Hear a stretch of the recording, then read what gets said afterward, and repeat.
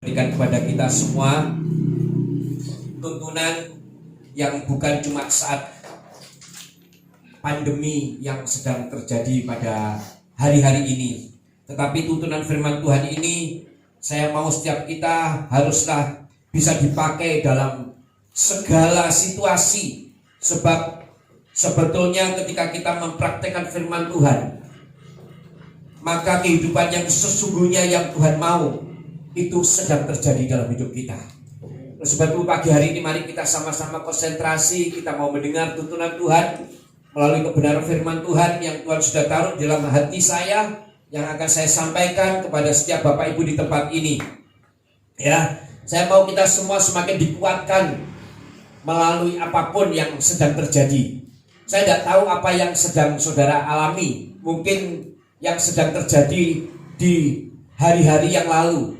Tapi pagi hari ini firman Tuhan mengatakan kepada setiap kita supaya kita ini tetap mengandalkan Tuhan. Dan saya percaya ketika kita semua ini mengandalkan Tuhan, bukan berarti kita ini tidak lepas dari persoalan dan masalah. Oleh sebab itu saya mau kita bareng-bareng ya melangkah sungguh-sungguh di dalam tuntunan Tuhan. Oleh sebab itu tadi saya katakan bahwa firman Tuhan itu bukan cuma berguna pada saat pandemi COVID-19 saat ini yang semua bilang susah, saudara. Ya, tapi saya mau firman Tuhan ini menjadi kekuatan kita dalam segala situasi. Oleh sebab itu inilah menjadi kekuatan buat setiap kita orang-orang percaya kepada Tuhan. Biarlah melalui kebenaran firman Tuhan kita semakin dikuatkan oleh Tuhan. Mari Bapak Ibu sekalian, kita akan buka Alkitab kita ya di dalam Yohanes 2 ayat yang pertama sampai ayat yang 11. Saya akan membaca firman Tuhan ini, saudara, panjang memang. Tetapi saya mau kita semua membaca supaya kita kembali diingatkan oleh Tuhan bahwa Tuhan pernah melakukan sesuatu yang besar melalui kebenaran firman Tuhan ini. Kita akan sama-sama membaca ya, kita akan sama-sama memperhatikan. Dan saya baca pada firman Tuhan pada Yohanes 2 ayat yang pertama. Saya mulai dulu. Pada hari ketiga ada perkawinan di Kana yang di Galilea, dan ibu Yesus ada di situ. Ayat yang kedua, Yesus dan murid-muridnya diundang juga ke perkawinan itu. Ketiga, saudara, ketika mereka kekurangan anggur, ibu Yesus berkata kepadanya, mereka kehabisan anggur. Ayat yang keempat, kata Yesus kepadanya, mau apakah engkau daripadaku, ibu? Saatku belum tiba. Ayat kelima, saudara, kita teruskan. Tetapi ibu Yesus berkata kepada pelayan-pelayan, apa yang dikatakan kepadamu, buatlah itu. Di situ ada 6 tempayan yang disediakan untuk pembasuhan menurut adat orang Yahudi. Masing-masing isinya 2-3 buyung. Yang ketujuh, saudara, Yesus berkata kepada pelayan-pelayan itu, isilah tempayan-tempayan itu penuh dengan air. Dan mereka pun mengisinya sampai penuh. Ayat yang ke-8, lalu kata Yesus kepada mereka, sekarang cedoklah dan bawalah kepada pemimpin pesta. Lalu mereka pun membawanya. Ke-9, setelah pemimpin pesta itu mengecam air yang telah menjadi anggur itu, dan ia tidak tahu dari mana datangnya, tetapi pelayan-pelayan yang mencedok air itu mengetahuinya, ia memanggil mempelai laki-laki. Yang ke-10, saudara, dan berkata kepadanya, setiap orang menghidangkan anggur yang baik dahulu, dan sesudah orang puas minum, barulah yang kurang baik. Akan tetapi engkau menyimpan anggur yang baik sampai sekarang. 11 ayat terakhir, saudara. Hal itu dibuat Yesus di Kana yang di Galilea sebagai yang pertama, saudara garis bawahi, sebagai yang pertama dari tanda-tandanya. Dan dengan itu ia telah menyatakan kemuliaannya, dan muridnya percaya kepadanya. Puji nama Tuhan. Firman Tuhan sudah kita baca mulai dari ayat pertama ayat sampai ayat ke-11. Ini tentang perjamuan pernikahan di Kana, saudara. Kenapa saya mau bawakan firman Tuhan ini? Saya mau kita semua ini supaya semakin diberkati oleh Tuhan. Firman Tuhan ini sebetulnya merupakan dasar buat setiap kita untuk menjadi orang-orang percaya yang semakin diberkati oleh Tuhan. Nah, saudara yang dikasihi Tuhan, seperti kita ketahui bersama bahwa Tuhan Yesus itu mengajarkan buat setiap kita di dalam doa Bapa kami. Saudara bisa mengetahui ketika Tuhan ajarkan di dalam doa Bapa kami dikatakan bahwa Bapa kami yang di surga, dikuduskanlah namamu, datanglah kerajaanmu, jadilah kehendakmu di bumi seperti di surga.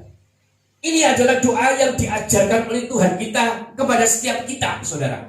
Dan doa ini adalah doa yang memang diberikan kepada setiap kita, bukan sekedar doa yang diucapkan bertele-tele seperti di dalam firman Tuhan, tetapi sebetulnya ini adalah merupakan doa keinginan Tuhan, bahwa Tuhan menginginkan di bumi ini menjadi seperti di surga. Banyak orang berprediksi atau berasumsi, saudara, bahwa sesungguhnya surga itu cuma nanti kita nikmati ketika kita dipanggil oleh Tuhan. Surga itu cuma kita nikmati ketika kita sudah selesai di dunia. Dan saya katakan itu salah, saudara. Saya mau setiap kita ini bisa menikmati di bumi seperti di surga. Ini doa Bapa kami yang Tuhan sendiri ajarkan kepada setiap kita. Saya percaya Tuhan kita bukan Allah yang berbohong. Ketika dia mengajarkan doa Bapa kami ini, ada tujuannya, saudara. Ada maksudnya. Dan ini merupakan permohonan yang harus kita sampaikan kepada Tuhan. Ketika kita sampaikan permohonan ini, saya percaya doa kita dijawab oleh Tuhan. Oleh sebab itu pagi hari ini mari kita sama-sama, saudara, supaya kita mengerti ternyata kehendak Tuhan itu adalah di bumi seperti di surga. Ini kehendak Tuhan, saudara. Jadi bukan cuma saudara yang menginginkan di bumi ini seperti di surga sebetulnya. Tapi ini merupakan satu kehendak daripada Tuhan. Supaya setiap kita ini benar-benar bisa menikmati surga yang dikatakan oleh Tuhan. Suasana surga yang harus kita hadirkan dimanapun kita berada. Makanya kita ini meminta Tuhan jadikan di surga itu, di bumi ini seperti di surga. Suasana yang indah, suasana yang nyaman. Nah, oleh sebab itu pagi hari ini kita mau sama-sama belajar, saudara ya. Firman ini sekali lagi saya katakan dasar buat setiap kita orang-orang percaya supaya kita mengerti. Kalau sebagai orang percaya ternyata hidup kita cuma katakan, aduh hidup di dunia ini kok seperti di neraka. Ya, dah enak, semuanya serba panas. Nah, coba kita mau belajar pagi hari ini. Bagaimana sih seharusnya supaya kita ini di dunia ini tidak mengalami suasana seperti yang saudara tadi saya katakan panas, seperti suasana yang tidak seperti di surga. Benar, kita semua belum pernah merasakan surga. Tetapi Tuhan katakan suasana surga. Surga itu memang bisa dihadirkan. Kita tahu di surga itu adalah sesuatu yang indah, yang nikmat, yang bisa kita nikmati. Nah, oleh sebab itu pagi hari ini mari sama-sama, saudara ya. Sekali lagi saya katakan supaya setiap kita ini merupakan kehendak daripada Tuhan, supaya di bumi itu seperti di surga. Surga harus kita bisa hadirkan dimanapun kita berada, terutama di dalam keluarga kita. Ini yang harus saya tekankan kepada saudara. Makanya kenapa di dalam pembacaan firman Tuhan pertama kali sebelum firman Tuhan adalah merupakan pembacaan bagaimana Tuhan bermujizat di perkawinan di Kana. Dan itu pertama kali Tuhan lakukan. Karena Tuhan ingin dan Tuhan tahu, dan itu kehendak Tuhan, di dalam keluarga kita ada suasana surga. Di dalam keluarga kita itu isinya itu bukan cuma perbantahan, saudara. Di dalam keluarga kita itu isinya itu bukan cuma saling menjatuhkan. Tuhan inginkan di keluarga kita ada suasana surga. Tuhan tahu lembaga pernikahan yang pertama kali dibentuk itu adalah pernikahan itu dibentuk oleh Tuhan dengan tujuan supaya setiap kita benar-benar bisa menikmati suasana surga. Oleh sebab itu ketika saudara sudah menikah, punya perkawinan yang kehidupan perkawinannya banyak persoalan masalah, Mari kita sama-sama belajar pagi hari ini, supaya kita semakin diberkati oleh Tuhan. Sekali lagi, Tuhan menginginkan setiap kita supaya di dalam keluarga kita ada suasana surga. Menghadirkan suasana surga di dalam keluarga kita semuanya pada pagi hari ini. Kalau saya pelajari, memang saudara, adalah merupakan dasar ya daripada kehidupan kerohanian kita.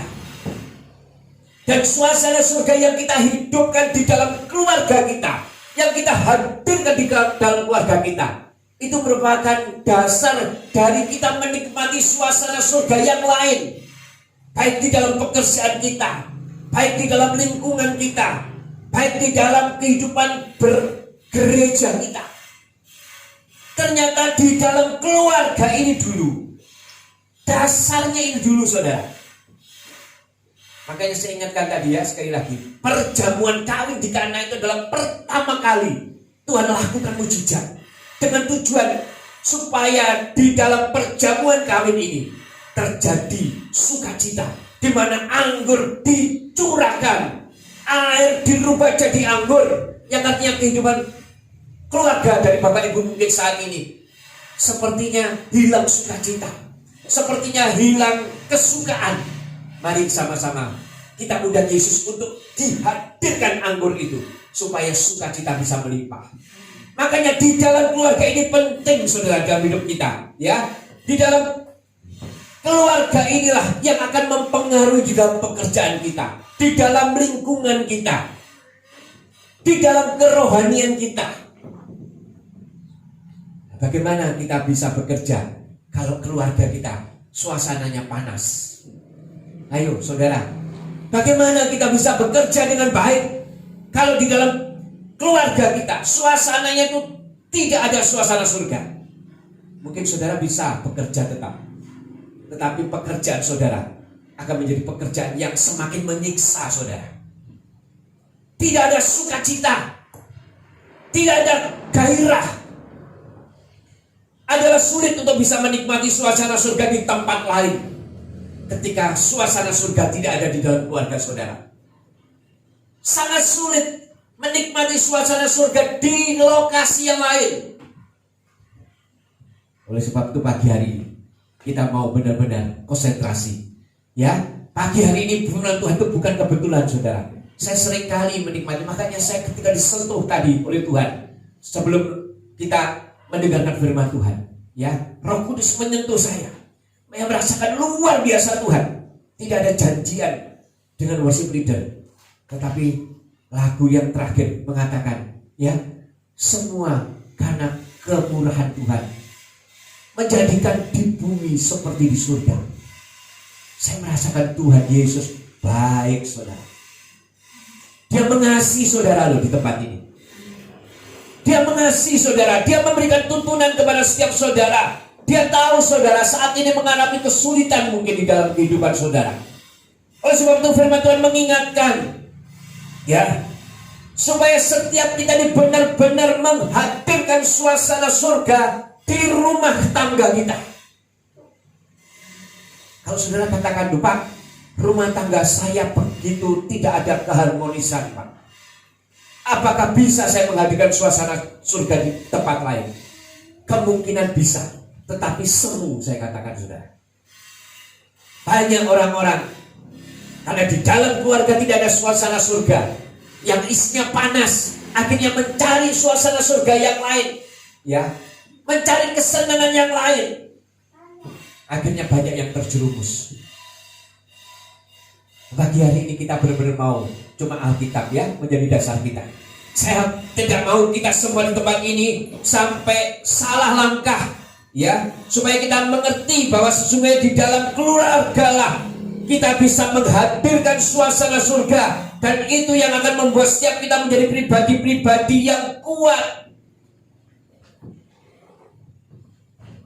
Ketika keluarga kita tidak ada suasana surga, maka saya katakan kita keluar mencari suasana surga yang lain, maka suasana yang lain itu akan menjadi jerat buat kita. Banyak contohnya saudara ya. ketika di keluarga tidak harmonis. Cari kesenangan di tempat lain, minum-minum, mabuk-mabuk, menjerumuskan. Sebetulnya orang-orang yang seperti itu, saudara bisa cek di dalam keluarga. Keluarganya pasti tidak ada suasana surga. Tapi orang yang punya suasana surga, pasti dia akan mencari kesenangan di tempat lain. Apalagi kesenangan yang semu. Kesenangan di keluarga inilah yang membuat setiap orang-orang percaya akan menjadi pribadi-pribadi yang kuat. Ya, pagi hari ini kita semua mau, setiap kita orang percaya sangat jelas menunjukkan cara untuk dapat menghadirkan suasana surga di dalam keluarganya. Kita semua harus tahu dan mengerti bagaimana caranya menghadirkan suasana surga di dalam keluarga kita. Memang suasana surga ketika dihadirkan di dalam keluarga kita, ada aturannya, saudara, yang harus kita mengerti. Dan aturan ini adalah aturannya Tuhan. Aturan ini adalah merupakan petunjuk dari Tuhan. Dan ketika kita lakukan aturan Tuhan ini, maka keluarga kita akan menjadi keluarga yang harmonis. Saya tidak mau lari ke hal-hal yang lain. Saya mau tetap kita lari kepada Alkitab. Oleh sebab itu caranya bagaimana? Secara Alkitabiah. Rumah tangga yang harmonis itu yang bagaimana? Secara Alkitabiah. Saya mau kita sama-sama buka di dalam Efesus 6 ayat yang ketiga. Ada kewajiban-kewajiban yang harus dilakukan oleh anggota keluarga. Ini yang membuat keluarga menjadi keluarga yang harmonis. Ya, kita mulai buka di dalam Efesus 6 ayat yang pertama, saudara. Sampai yang ketiga nanti kita baca ya. Yang pertama, ternyata aturan ini harus kita ketahui. Terutama yang pertama dari anak-anak, saudara. Ya, anak-anak di tempat ini dengarkan supaya bisa menghadirkan suasana surga di rumah. Yang pertama ternyata dikatakan, hai anak-anak, taatilah orang tuamu di dalam Tuhan, karena haruslah demikian. Sebentar ya, ini ayat pertama kita berhenti dulu. Dikatakan bahwa hai anak-anak, apa yang harus dilakukan? Anak-anak, taatilah orang tuamu.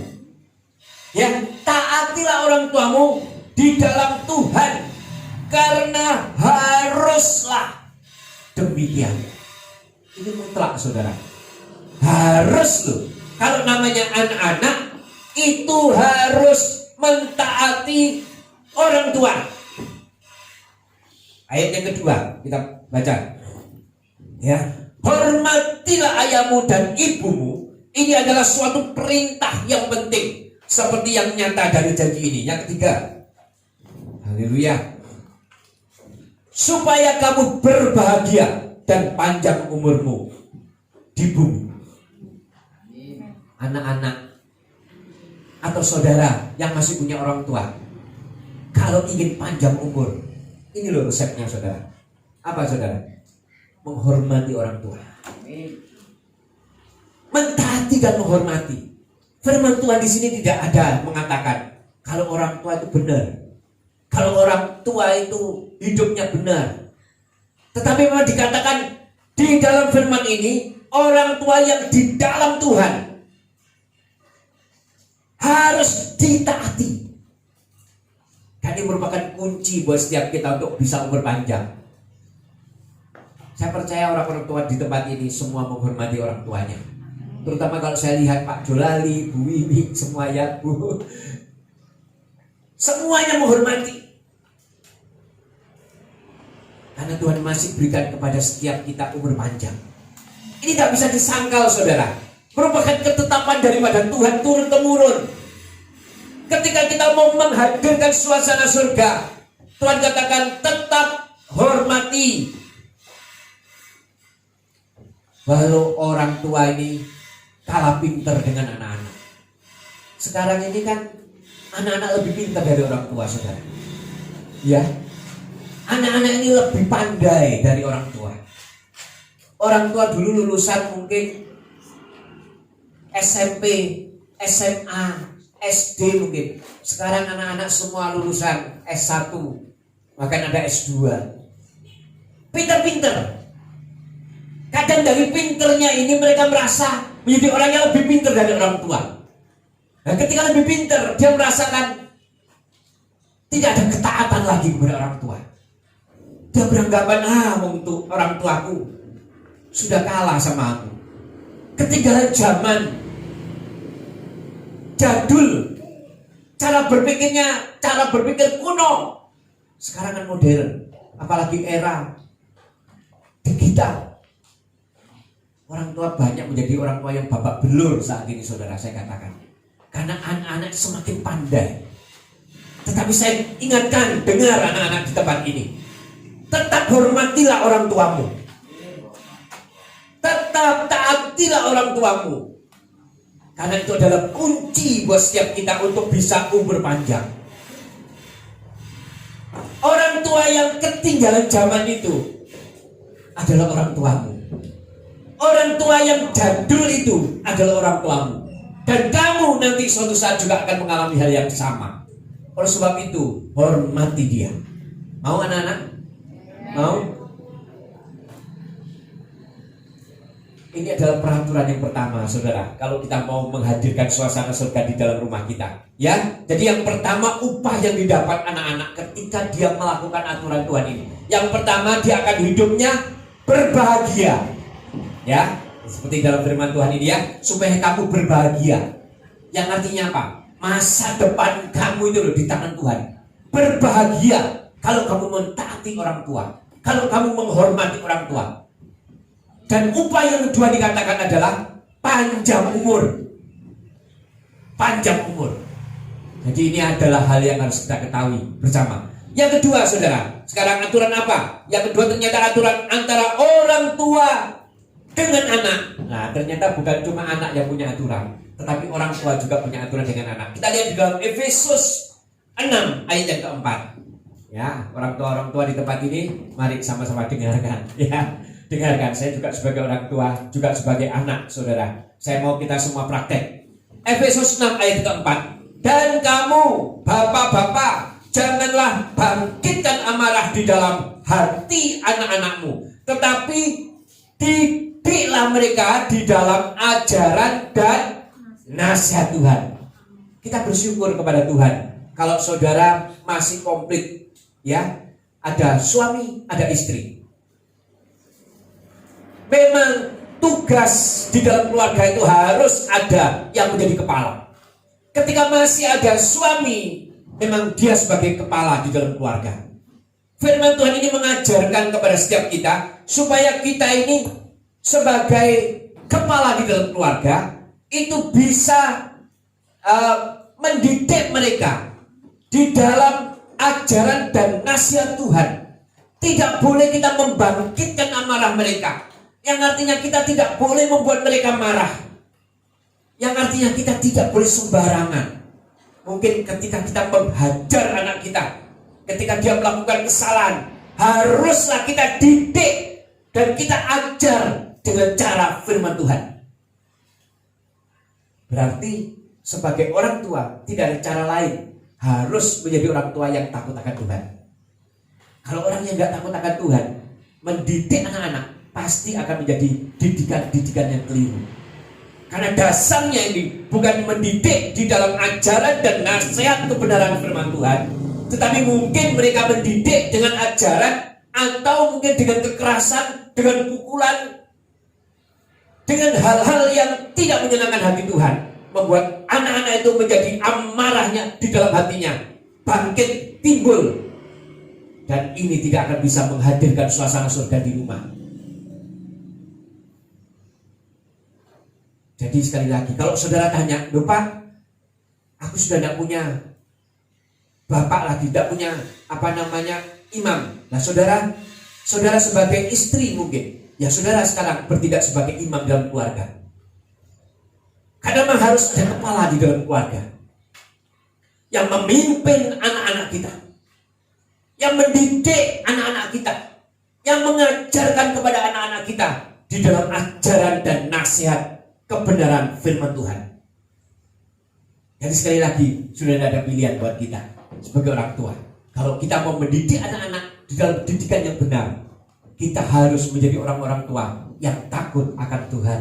Amin. Tidak ada pilihan saudara. Ya, ini supaya kita bisa menghadirkan suasana surga di dalam rumah tangga kita. Sekali lagi saya ingatkan, rumah tangga ini adalah dasar setiap kita untuk bisa menikmati suasana surga di tempat lain.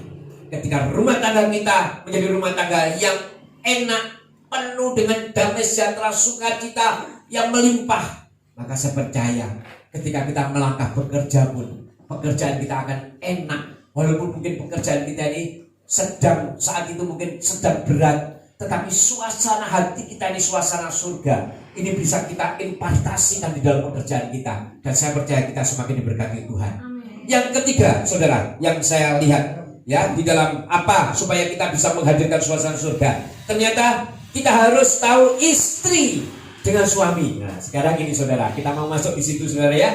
Istri dengan suami. Nah, bagaimana firman Tuhan ajarkan buat setiap kita? Kita lihat di dalam Efesus 5 ayat yang ke-22 sampai yang ke-24. Efesus 5 ayat 22 sampai 24. Nah, ini pertama saudara ya. Istri dulu.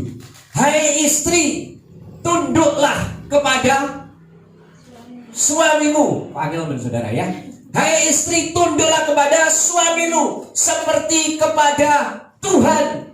Nah, ayat ini seringkali disalahgunakan saudara. Saya tidak mau kita semua salah tafsir ya. Kita mau bongkar ini semua saudara, supaya istri juga bisa ketawa. Jangan sampai cuma aku sebagai istri kok suruh tunduk toh ya kepada suami. Dikatakan di tempat ini kepada suamimu seperti kepada Tuhan. Oh, ini luar biasa saudara.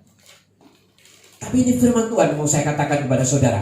Tapi saya mau firman ini tidak dicuplik-cuplik dari ayat ke ayat, tapi saya mau lengkap kita tahu saudara ya. Yang 22, 23 saudara. Kita lihat. Dikatakan karena suami adalah kepala istri, sama seperti Kristus adalah kepala jemaat.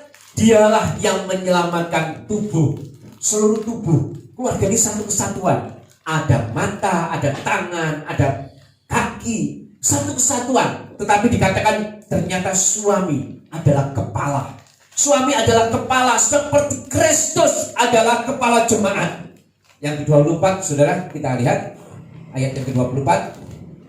Karena itu sebagaimana jemaat tunduk kepada Kristus, demikian jugalah istri kepada suami dalam segala sesuatu. Ayat 22 ini sepertinya menakutkan buat kaum istri saudara. Ya, saya mau ingatkan kembali. Ayat 22 ini sangat menakutkan dan terkesan otoriter. Sepertinya istri itu harus tunduk. Harus tunduk. Ya. Seolah-olah tidak dijelaskan di tempat ini bagaimana suami yang bagaimana yang harus ditunduk. Yang harus mereka tunduk di suami yang bagaimana. Karena dalam ayat ini tidak dijelaskan saudara. Cuma dikatakan istri harus tunduk kepada suami. Tapi saya mau katakan, jangan tergesa-gesa dulu saudara. Kita harus lihat, kita harus buka firman Tuhan ya. Baca firman Tuhan seutuhnya. Kita harus lihat suami memang harus punya istri, harus istri itu tunduk dengan suami. Tetapi kita harus tahu bagaimana seharusnya ya. Suami harus bagaimana. Kita harus baca secara utuh saudara ya. Mari kita buka sekarang saudara ya. Sikap yang keempat yaitu suami dengan istri. Kita harus tahu sikapnya. Nah, ini baru komplit saudara. Ketika istri disuruh tunduk dengan suami, tetapi suami bagaimana harus lakukan terhadap istri? Ya, kita buka sekarang saudara di dalam Efesus 5 ayat yang ke-25 sampai 30. Nah, sekarang termasuk saya mendengarkan saudara sebagai suami ya. Hai suami, kasihilah istrimu sebagaimana Kristus telah mengasihi jemaat dan telah menyerahkan dirinya baginya. 26. Untuk menguduskannya sesudah ia menyucikannya dengan memandikannya dengan air dan firman. Saudara perhatikan ini saudara. Ternyata peranan suami itu memang sangat-sangat penting di dalam kehidupan keluarga. Suami ini adalah kepala daripada rumah tangga.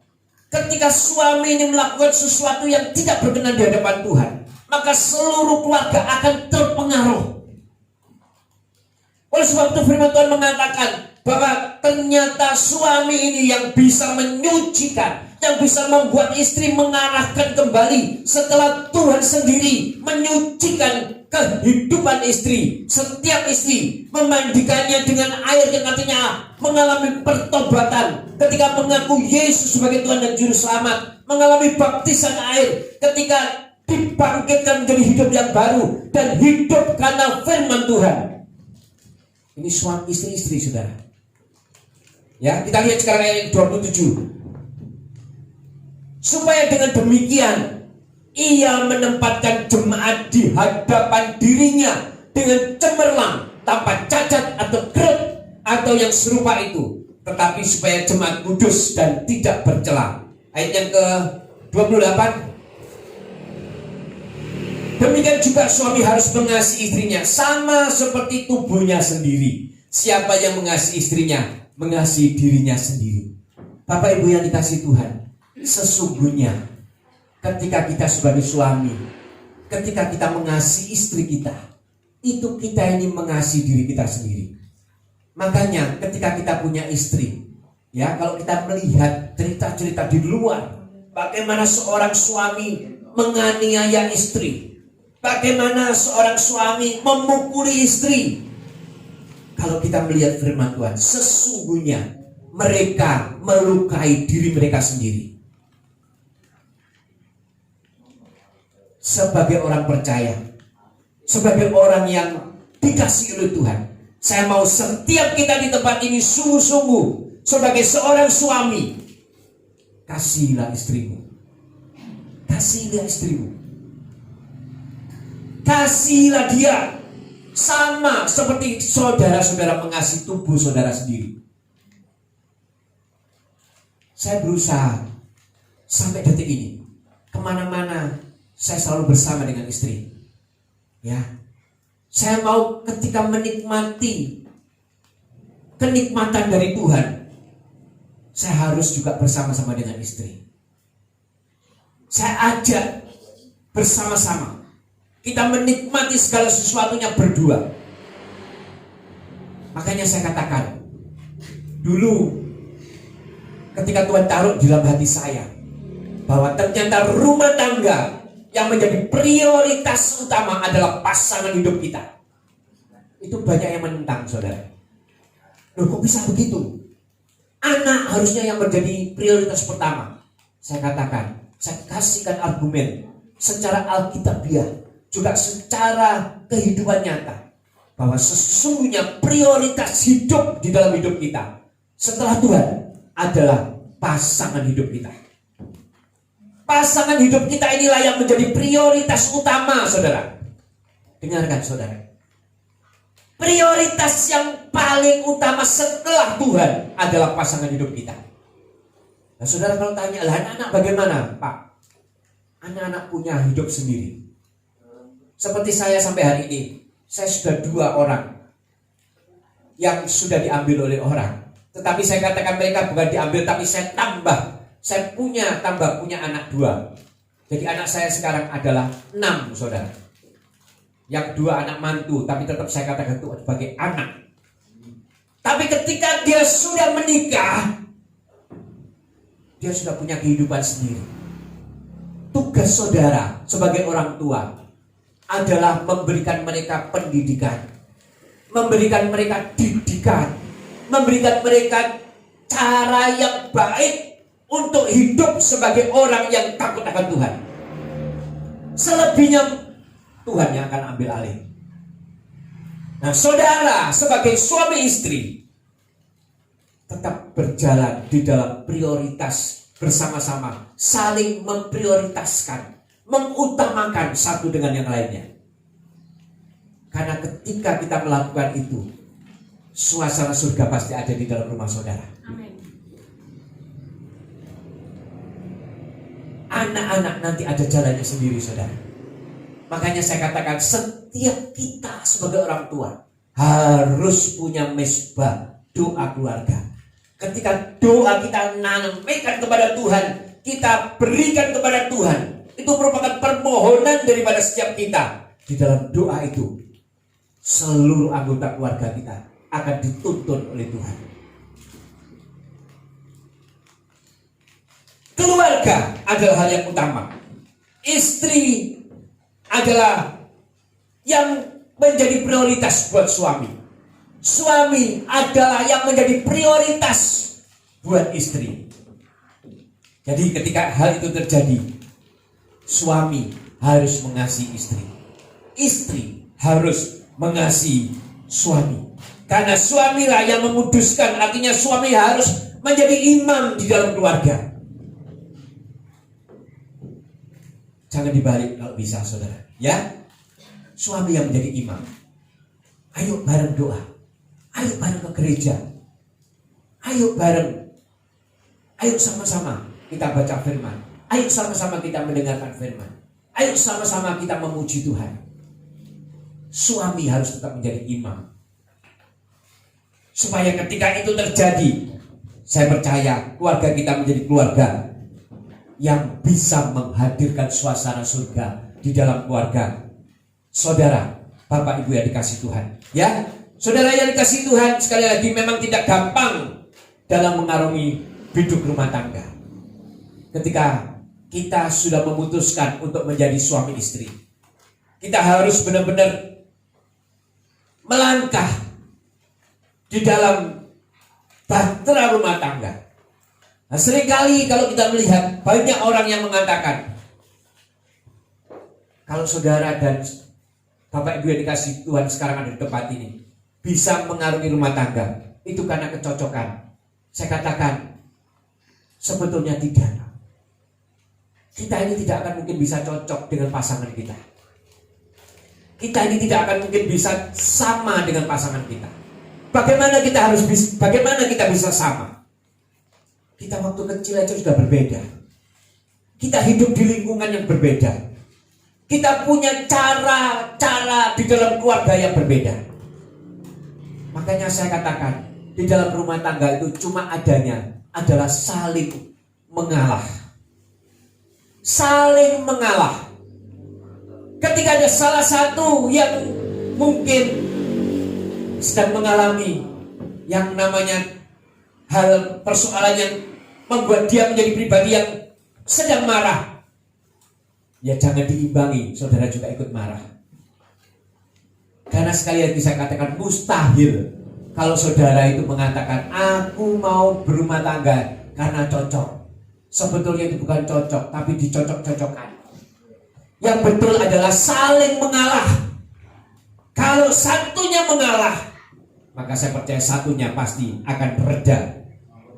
Oleh sebab itu perlu saudara ya, sebagai suami istri haruslah kita saling mengalah, saling memaafkan kalau ada kesalahan, saling mengasihi.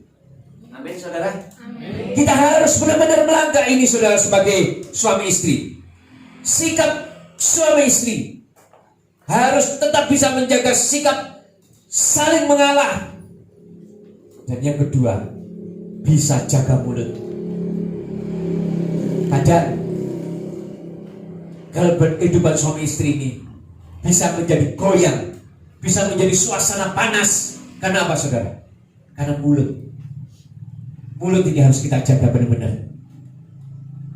Sudah menjadi kodrat kalau perempuan itu banyak mulut.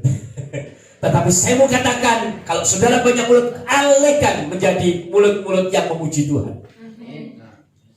Kalau sudah tahu seperti itu, laki-laki harus menjadi orang yang banyak menutup mulut.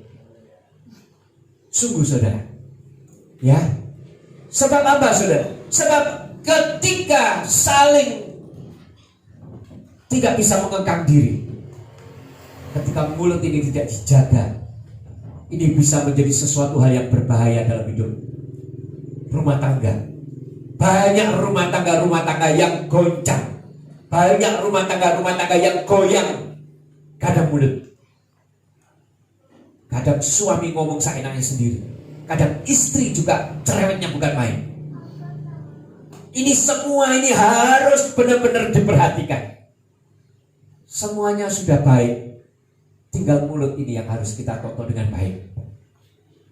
Supaya setiap kita ini benar-benar bisa menjadi pribadi-pribadi yang bisa menghadirkan suasana surga di rumah kita. Jangan sampai karena mulut saudara, suami menjadi tidak betah tinggal di rumah. Jangan sampai karena mulut saudara, si istri ini juga menjadi orang-orang yang sukanya cuma seperti radio rusak, ngobrol terus ngomong sehingga karu-karuan. Ya, suami pulang-pulang kerja sumpek, ditambah sumpek, tambah suasana surga tidak ada di rumah. Haleluya. Ya, kita harus bisa jaga, saudara ya. Belajar, semua belajar. Ya, saya sebagai hamba Tuhan pun juga belajar. Saya harus belajar. Karena sekali lagi saya ingatkan, di dalam kekristenan itu namanya pelajaran hidup akan terjadi terus menerus. Tetapi yang membedakan kita, pelajaran ini kita bisa lakukan karena kita ada tuntunan. Tuntunannya apa? Firman Tuhan. Amin. Inilah tuntunan pagi hari ini yang diberikan kepada setiap saudara. Mungkin kemarin saudara sedang mungkin, waduh iya kemarin aku kok lagi nyereweti bojoku. Ya, hari ini firman Tuhan mengingatkan kepada setiap kita. Kita minta ampun kepada Tuhan. Atau mungkin hari ini suami merasakan, wah istriku kok cerewet banget. Ya, kita mau minta ampun di hadapan Tuhan supaya kita bisa menghadirkan suasana surga. Karena sekali lagi, suami itu mutlak harus menjadi suami yang bisa menjadi imam di dalam keluarga. Ketika suami bisa menjadi imam dalam keluarga, maka suami akan bisa menghadirkan suasana surga di rumah. Ya, kita harus benar-benar perhatikan itu. Sebagai ayat penutup saudara, supaya saudara tahu, kita lihat dari 1 Petrus 3 ayat 7. Sebagai ayat penutup saudara ya, kita lihat di dalam 1 Petrus 3 ayat 7. Demikian juga kamu, hai suami-suami, hiduplah bijaksana dengan istrimu sebagai kaum yang lebih lemah. Hormatilah mereka sebagai teman pewaris dari kasih karunia, yaitu kehidupan. Nah, saudara lihat ayat berikutnya, supaya doamu jangan terhalang. Sekarang saat-saat yang sulit, jangan sampai kita juga mempersulit diri kita karena kita punya doa tidak didengar oleh Tuhan. Karena apa? Karena kita tidak mengasihi istri kita. Saya mau katakan kepada saudara, ini sungguh ini satu rahasia firman Tuhan yang harus kita tahu. Kalau saudara mau diberkati Tuhan, kalau pekerjaan suami saudara mau lancar, kalau pekerjaan suami saudara mau lancar, semuanya baik, suami-suami haruslah mengasihi istrimu. Nah sekarang di dunia ini kan kebalik. Kalau suami ini sedang capek gitu ya saudara ya, sedang mengalami, aduh hari ini kok rezeki kan rasanya kok sulit ya, capek pun sudah banting tulang, tetapi merasakan seolah-olah tidak ada berkat yang datang. Coba kita periksa, sudah kita kasihkah istri kita?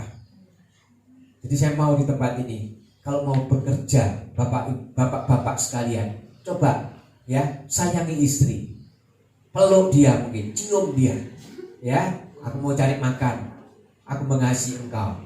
Nanti saudara akan semakin diberkati oleh Tuhan. Nah, karena ini firman Tuhan, bukan karangan saya saudara. Kalau karangan saya, saudara mungkin bisa tidak percaya, tapi ini firman Tuhan. Salah satu hal yang membuat kehidupan daripada saudara mungkin sekarang mengalami mungkin kok, aduh rumah tanggaku kok seperti ini ya, kok rasanya rezeki ini kok sulit ya. Coba kita praktekkan firman Tuhan. Kita mengasihi istri kita, ya, kita mengasihi istri kita. Ini adalah syarat di dalam firman Tuhan dikatakan supaya doa kita jangan terhalang. Mau didengarkan para suami, termasuk saya. harus mengasihi istri kita dengan sungguh-sungguh. Mengasihi istri kita, karena disitulah kunci setiap kita supaya menjadi pribadi-pribadi yang berdoa sebagai imam di dalam keluarga, dan doa kita tidak terhalang. Jadi sekali lagi, firman Tuhan pagi hari ini sebetulnya itu merupakan dasar di dalam kehidupan kita untuk kita bisa menikmati suasana surga di dalam rumah tangga kita. Kita harus benar-benar mempraktekannya. Ketika kita mempraktekannya, maka saya percaya suasana surga akan ada di dalam keluarga kita. Amin, saudara. Puji Tuhan, saya tidak memperpanjang firman Tuhan. Biarlah firman Tuhan ini menjadi kekuatan buat setiap kehidupan saudara. Haleluya.